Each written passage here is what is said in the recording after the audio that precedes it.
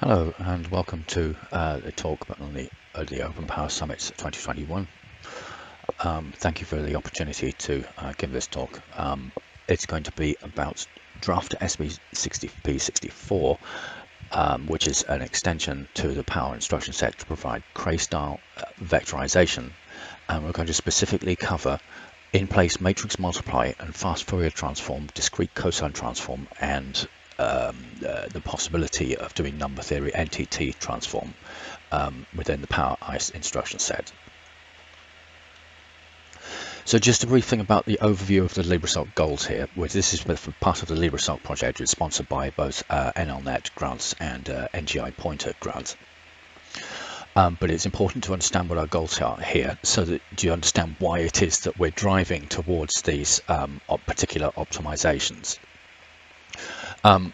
The primary goal is to create power-efficient mass volume products that are simple to program for the users by the developers. We want to leverage the amazing OpenPOWER ecosystem to do so because of its pedigree. It's a supercomputing class instruction set already, and there is over 20 years of software. We need to be entirely transparent for security reasons, which are important for when it comes to businesses, because we want to empower businesses to bring secure, transparent mass volume products to market. You will have seen the mess with Qualcomm. 40% of Android smartphones were discovered to be insecure. You will have known about the Intel Management Engine and Huawei and Supermicro. So we need to develop mass volume end user products, and obviously those need primary focus for those is 3D video and audio codecs, and therefore, as far as 3D is concerned, we require small size matrices, 3x3 and 4x4. And the core strategic parts of audio video codecs, which I was really surprised to find out, means discrete cosine transform and FFT. I was stunned at the Wikipedia page lists like 70 to 120 different applications for discrete cosine transform in different areas of computer science to do with audio, video, and digital signal processing. It's a pretty important algorithm. Anything else that we can get on top of that is a bonus. Now, it turns out that a number theory transform, NTT, is basically discrete Fourier transform, but using Galois field arithmetic. And that turns out to be extremely important in Reed-Solomon. It's the core fundamental basis of it, an optimized algorithms using NTT rather than the standard method, are extremely efficient.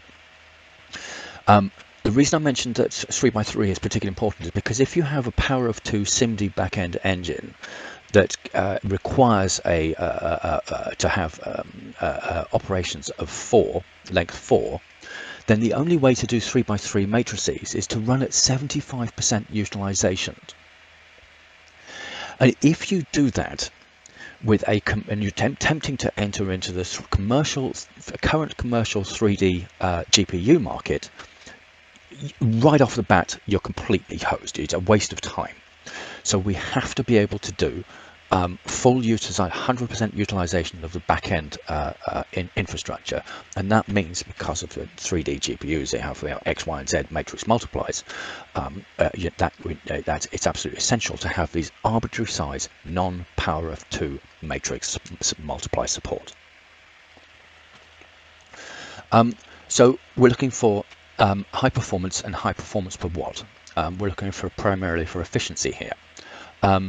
It's going to be done in terms of reducing the code density, which turns into reduction in iCache usage. If your hot loop is a few instructions that are repeated, then it saves a massive amount of power.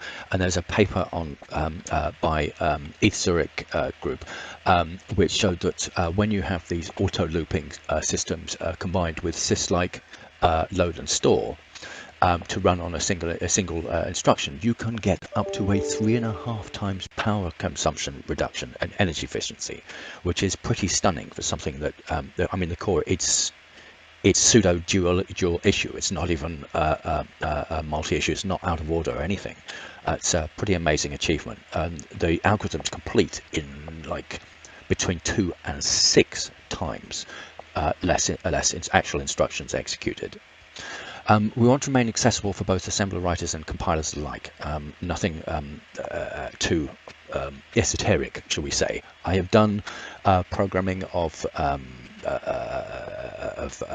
esoteric things at the rate of 1 instruction every 5 days. It was truly awful and just wasn't worth the time. We also want to introduce true vectorization to the power instruction set. VSX is packed SIMD on power of 2 binaries boundaries only, and it's showing its teeth, unfortunately, showing its age.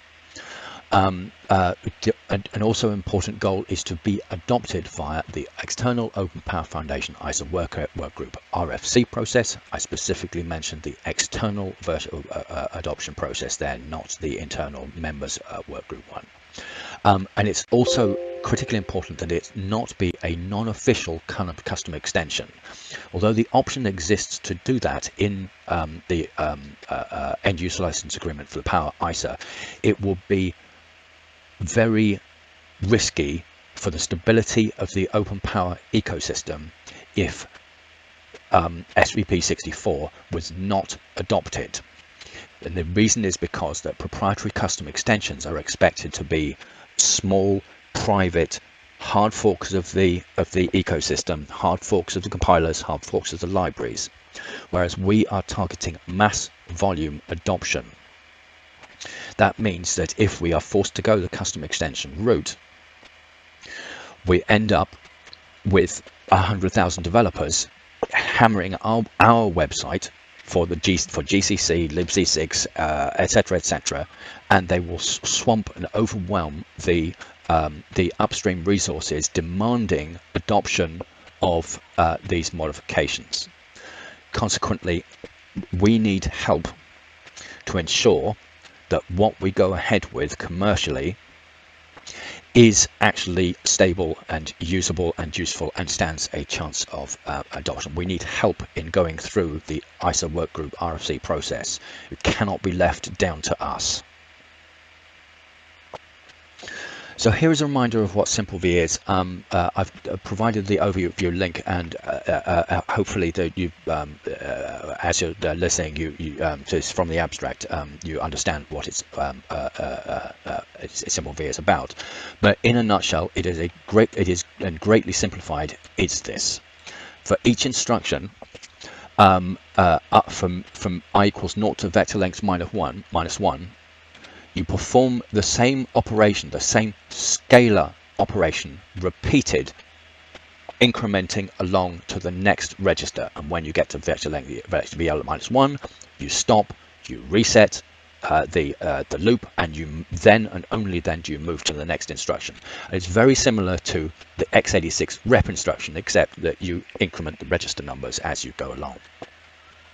A little bit more involved version is that each of the registers RT, RA, and RB can be marked as vectorized or scalar.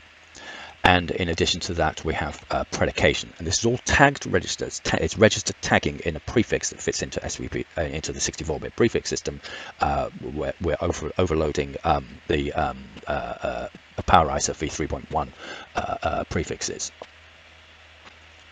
So let's have a quick look at the difference between what happens with remap. A remap system, right? The basic core is this operator here, where in this one you've just GPR RT plus ID, where it was just incremented by 1.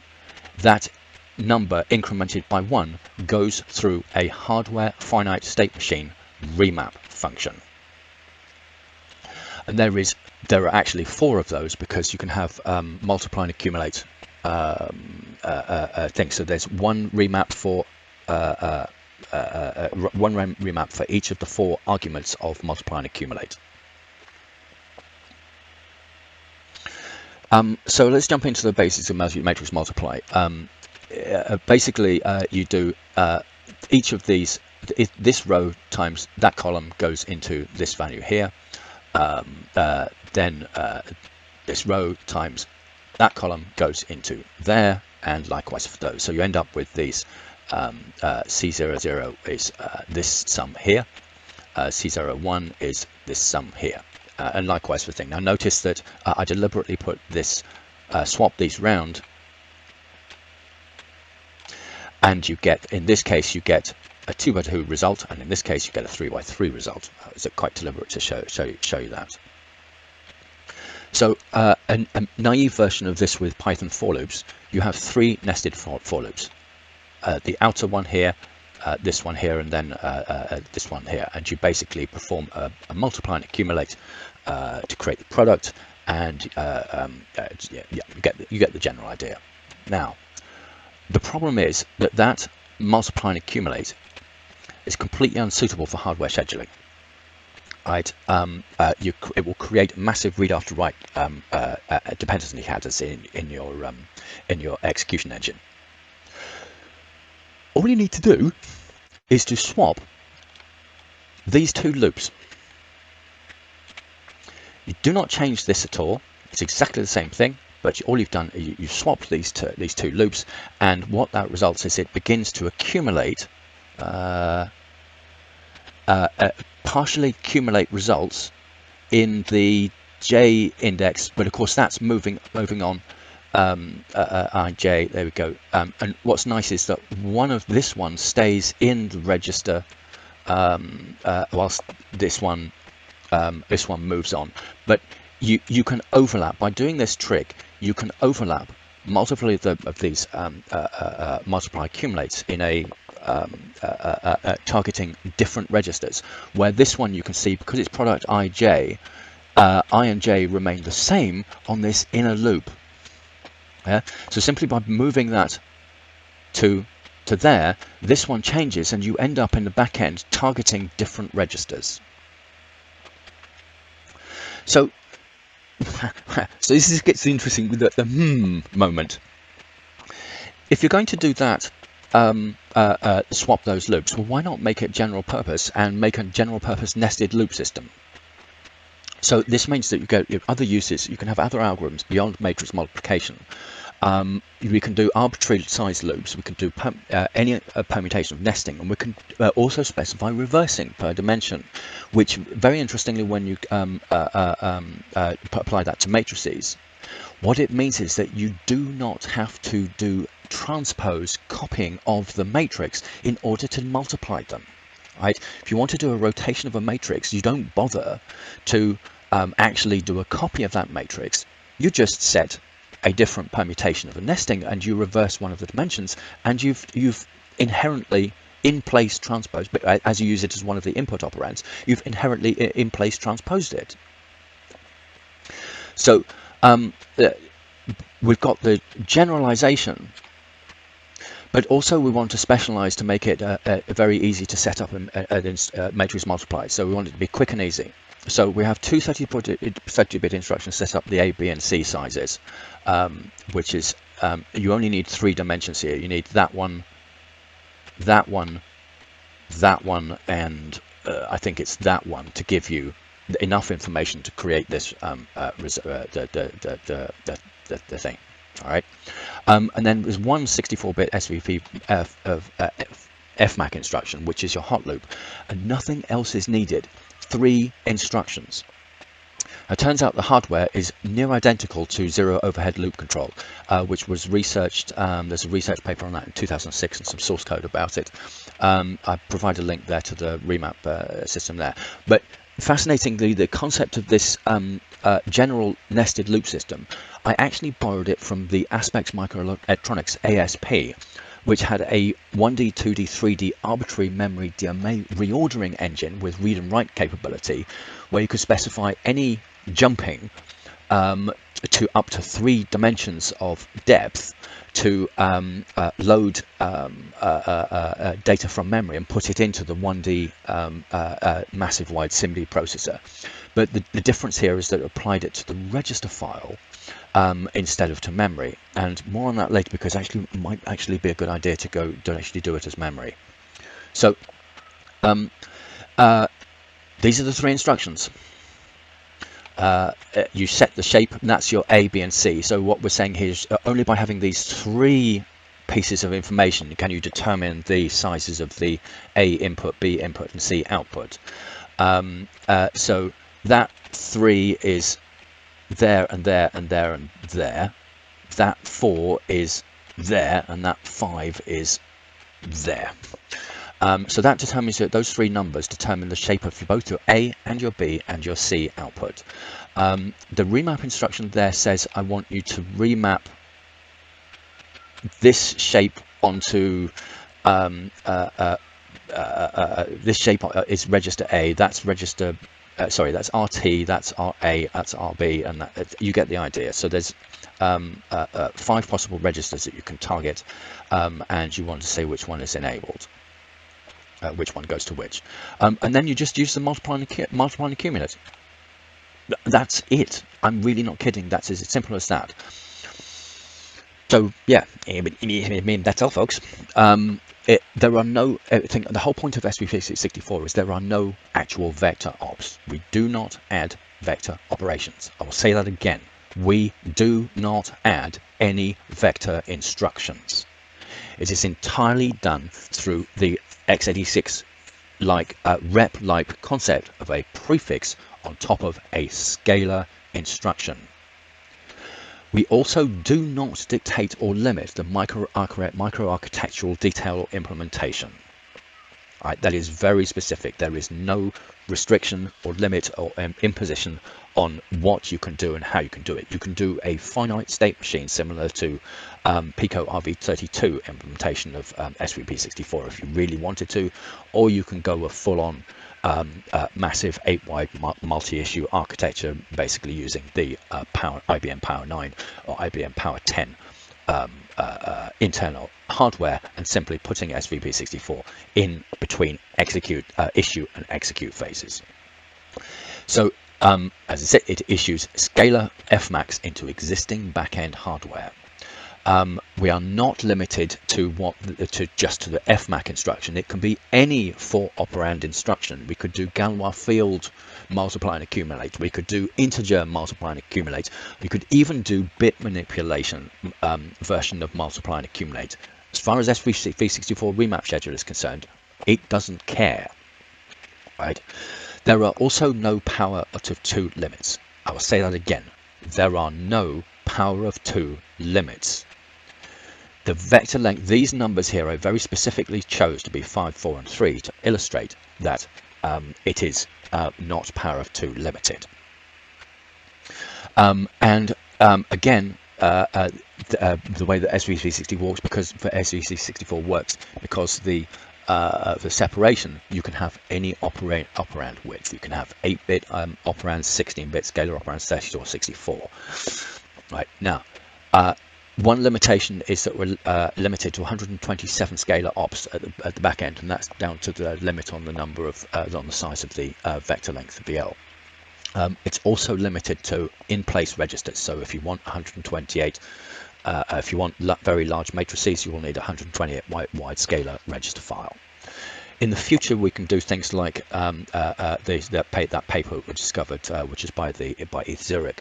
The basis of that is that they did a CISC-like load and increment, which is based on auto load and store with tagged registers. So they tag 2 of the floating point registers as being auto load and increment, and direct that through to the memory backend, a synchronized memory backend. And the advantage of this is that you do not have to modify the RISC instructions. I say you're doing tagging. It's register tagging, which is a concept introduced by Textron Instruments in the 1980s. In this way, if we add auto load and tag store, we can extend to memory-based arbitrary n-by-n matrix sizes. There is absolutely no reason why we shouldn't be able to do 10,092 by 750,061 size matrices. And it would still be power efficient because there will be 0 iCache usage during that fmac issue, because it's a single instruction hot loop. We put in a very large €2.6 million EU grant We will be looking for collaborators for this. There's enough for 40 full-time staff to work on this SVP64 and the Libre-SOC project for implementing Power ISO. So we will need some help with that, and these things can be investigated as part of that. So we've got the basics of remap, and I want to, how will we do for time? 20 minutes. I just wanted to go over the remap thing. You'll have to look at this yourself online. I will provide URLs later, but here is the basis of the looping. This is a simulation. It uses Python yield, and here's the limits, the A, B, and C limits, which were set in that example to 5, 4, and 3. Here is the order in which you want them to be done. And there's a simple algorithm here to calculate the offset, so it turns that 3D number into a 1D number.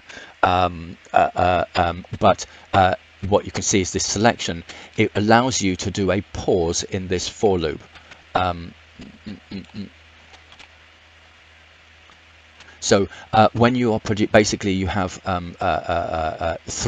remaps, one to produce I, which obviously needs to pause whilst J and V are running, another one for J, which needs to pause whilst V is running, and finally the V one will just go rattle around the around the inner loop. So this is the bit that fascinatingly turned out to be extremely easy to implement, or remarkably similar to zero overhead loop control. Now, can we? The next target, I was really surprised to find, or shocked to say, to find how much power could be saved by reducing the number of instructions for discrete cosine transform just by having straight SVP64 one-dimensional vectors. So then I looked at it and went, can you do a remap schedule, a triple inner loop, just as similar for the matrix multiplies for fast Fourier transforms and discrete cosine transform, etc., etc.? And the answer turns out to be yes. It's a lot more complicated than the matrix schedules, but it's exactly the same principle. So again, you have these triple loop system, and you can issue scalar instructions into the backend microarchitecture, where it becomes that backend microarchitecture's problem to sort out the issue, etc., etc., and to line up those scalar instructions with appropriate SIMD backend or SIMT whatevers. Right now, one caveat of this is that it turns out to do in place FFT DCT, you need 5 operand, that's 3 in, 2 out new scalar instructions. Right? If you didn't want to do in place, you wouldn't need them. And again, it's any operand width and any type of operation. Right? The remap schedule does not care what instruction it is put on top of. It could be like Galois field, integer mul thing, whatever. Now, for various reasons, unlike the matrix multiply, I had to limit this first implementation to A, in-place registers, and B, power of 2. So again, in future, we can look at, under this larger NLNAC EU grant we put in, we can look at the CISC-like auto load and store and increment, which means we'll be able to go to power of 2 to 1024 or 64K FFTs. Wouldn't be limited to what fits into the register file. And again, it would still be found power efficient because there would be no instruction cache usage in these inner loops. What other implementations exist that took inspiration for and think? Now, these are DSPs, and they're very specific uses. Things. There's a text administers TMS DSPs 320 thing. Excuse me, TMS 320 series DSPs. The TI's instrument DSPs can do 14 microops per VLIW instruction, and that includes 0 overhead looping. It's a single loop, and it does odd, even FP32. So 7 of the instructions are used for odd FP32, 7 are for even FP32. It cannot do anything other than FV32, but it's an absolutely brilliant and elegant design. Qualcomm Hex on a DSP again is a VIW, but they can manage an insane 29 RISC-like micro-ops in a single cycle. It is seriously power efficient and effective. Again, it has single inner loop, zero loop control, but amazingly they have complex number multiplication, multiply and accumulate, which is a definite wow. But it only seems to handle the inner loop of fast Fourier transform. It can't do the triples. So SVP64, by contrast, is not limited to the inner loop. It can handle the entire triple loop of FFT. The setup is extremely short in the number of instructions required to do so. It's not limited, like the hexagon, it's not limited to the type of operation inside the loop. But we did consider that doing complex number operations was a bit too heavy duty for now. So we've done complex number ops in a different way. So the basics on discrete cosine transform, if you look at the Lee, the original Lee paper, I think it's from like 1983, the standard DC discrete cosine transform schedule is really messy. It's impossible for SIMD to do efficiently, and you have to do this ridiculous loop unrolling. And that's down to this thing, these kinds of tricks here, things here in the algorithm. So you cannot do it in place, right? If your data comes in order 0, 1, 2, 3, 4, 5, 6, 7, you can do this in order, and this you can do in place. Sorry, this likewise, as long as you have that 3 and 2 output instruction. If you don't, you can't. You're screwed. And you need double the size of the register file.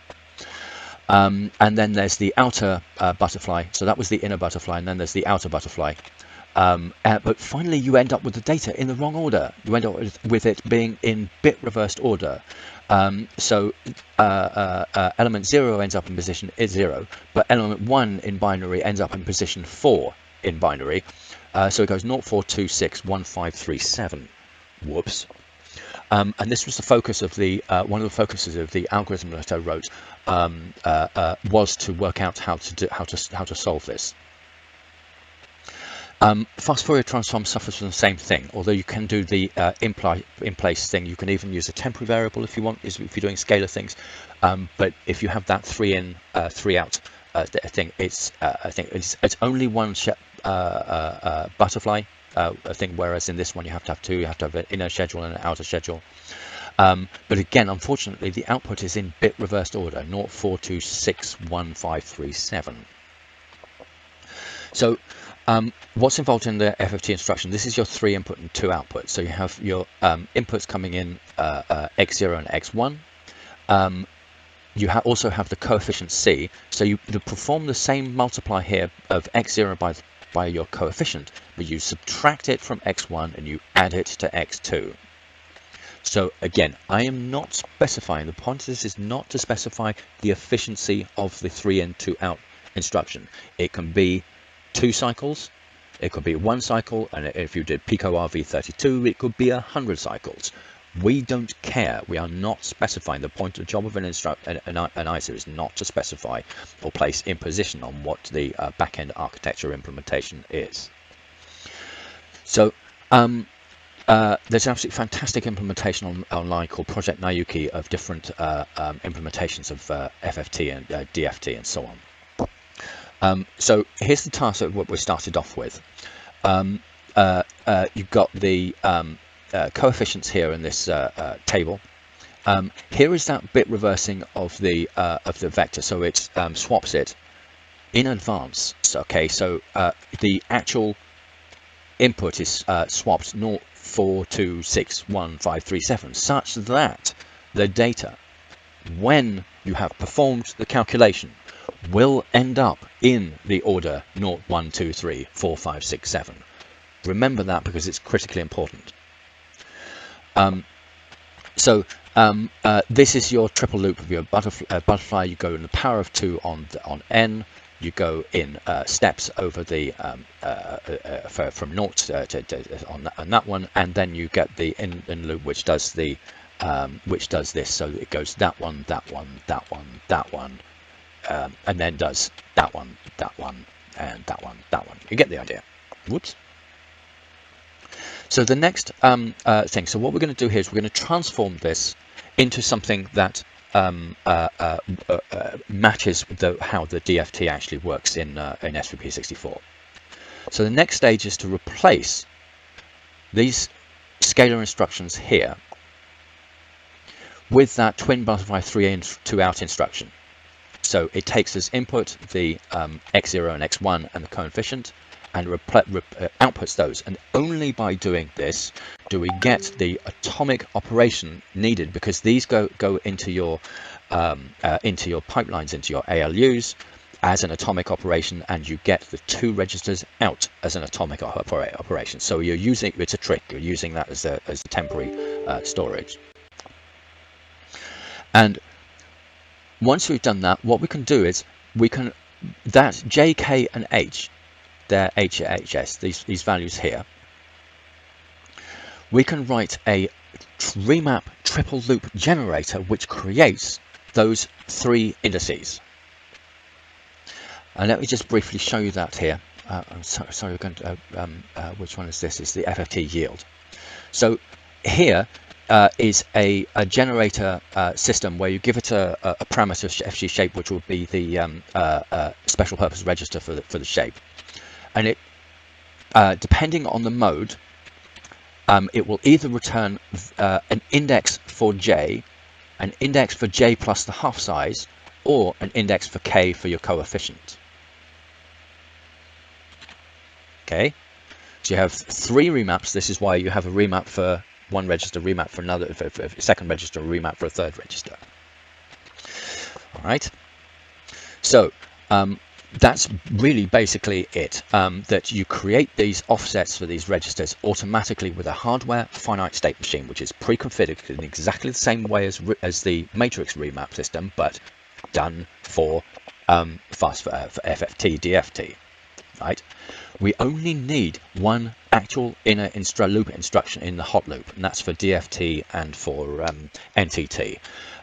Now here's the bit about if we had a complex number multiply and accumulate, it would only be one actual instruction for a full complex number fast Fourier transform as well. But we need that thing. So I think I've gone over that for in place FFT because it's 3 in, 3 out, and just like with zero overhead loop control, it's a hardware finite state machine which creates the offset triplet, and it's technically not that hard to implement. SOTO voice for Radix 2. And again, it uses the exact same principle as triple loops for matrices. So, turns out that there's a very elegant trick where I managed to work out how to put the data so that it ends up in place. I'm terribly sorry, I'm running out of time to describe it. You'll have to take a look at it yourself in the code. That's it. Yeah, FF remap FFT one. Again, FFT discrete cosine transform yield. Basically what this does. Let me see if I can find the thing here. Okay, so after about 6 weeks of messing about, what I discovered was that we can do a double redirection. The first redirection deals with the fact that the input data has to be ordered in that byte reversed order 04361257. But the second part deals with this byte reversing order of the thing. So unlike with the first Fourier transform, it's like this, where it's even jumping. In DCT, it's like that. But it turns out that we can actually compensate for that with this half size, half swapping system. It's double in direction, and there is an extremely elegant mathematical algorithm for calculating that, which simply requires that you take the index number, shift it down by 1, and exclusive OR it over the top, and that calculates beautifully simple and easy to implement in hardware algorithm is you can just is obviously extremely simple to implement in hardware. FFT, you have, I apologize for really running out of time. It's usually a incredibly short amount of time to do this. It's such a complex topic. Everything is online, by the way. For discrete cosine transform, the problem is that one of the problems is that the coefficients change because it's a cosine plus 0.5 depending on the layer. So it can't be done as a single instruction, and we've worked out some workarounds for that. For FFT, complex number butterfly multipliers actually involve 4 multipliers and about 4 adds or something mad. So you cannot do it in place of a single instruction. The solution was to add vertical first vectors, which I first saw in Mitch Alsop's VVM extension for his MyISA 66,000 instruction set. You can find him on comp.arch and ask him for access to the ISA documents on that. To understand SVP64 vertical first, I've got a 30-minute video which does a walkthrough on it. It's on YouTube. Basically, it involves stepping vertically through instructions, then calling an SV step instruction to move to the next remap offset, and then looping back with a branch conditional. But horizontal first goes through the entire schedule on a single instruction, then repeating goes on to the next instruction. So if I can illustrate that, horizontal goes, if you've got your instructions down here, horizontal goes 0, 1, 2, 3, 4, then moves on to the next instructions as 0, 1, 2, 3, 4 for 0 to vector length, whereas vertical first does everything in with index remap index equal to 0, then goes on, loops back and goes on to do 1 and then 2 and 3 and 4. So yeah. So, summary here, our goal is to create a mass volume, low power embedded SoC suitable for using networks, tablets, smartphones, IoT, single board computers. This means a computational focus on 3D audio and video.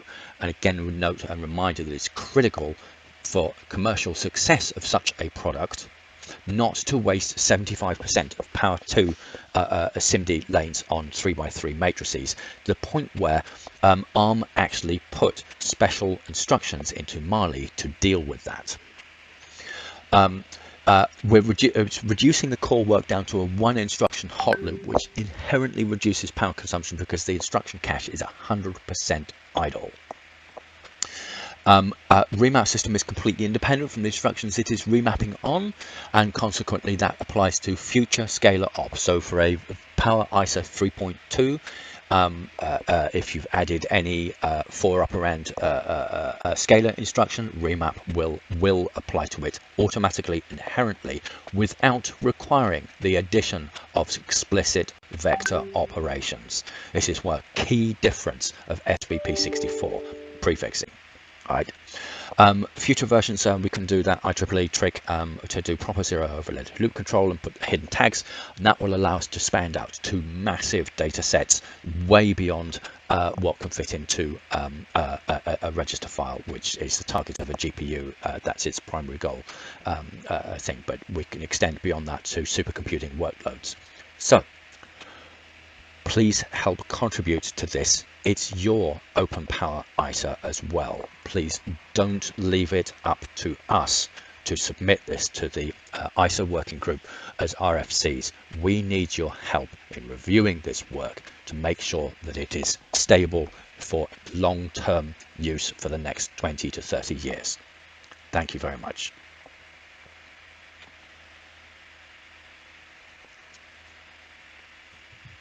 Okay, so hope that came through clearly for everybody.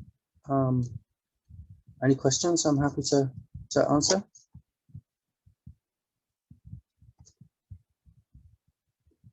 I do appreciate it is a particularly complex topic, this one. It's been 2 months working it out. But one important thing to emphasize, feel free to type questions if you have any in the chat if you prefer. will be over the next basically 18-ish months, will be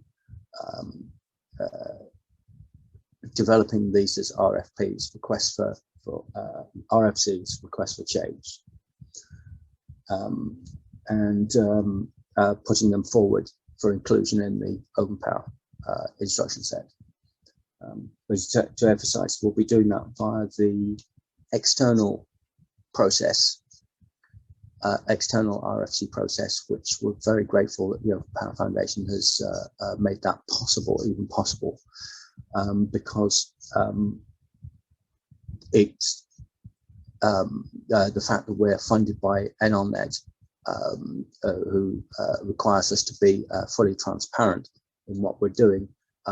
To join the OpenPOWER Foundation as a member and to submit it via a member thing, unfortunately, will be a direct conflict of interest with our funding body. So we have to go via the external RFC process. Yeah. All right. I think there's no questions. I think we'll leave it at that. But just any questions, any contributions, comments, etc. Please do contact us via the Libre-SOC.org resources. I am just if we may, Tashan, if we could leave the chat open, because I'm recording the notes from the chat. If we could leave it open for a little bit.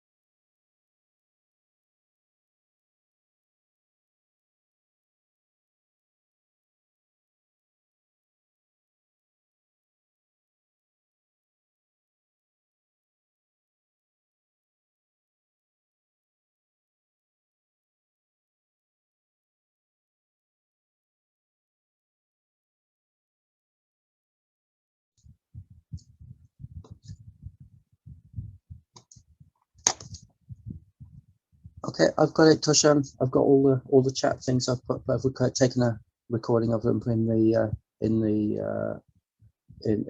from the Zoom chat and put them on the on our wiki. So thank you very much. Yeah, we will be downloading the chat also. Brilliant. I don't know how that's going to get integrated, but we are downloading them. So just in case. Cool. Well, I've already got the notes. I've taken the cut and paste them, so that saves you some time. Okay. I'll send you the link. Okay. Thank you. So yes, thank you for the presentation. If there are no other questions or anything else, then we'll get ready for the next talk. Oh, I just heard first time I heard about the rep instruction link might be useful. Yes, it is. Thank you very much, Andre. It's really appreciated.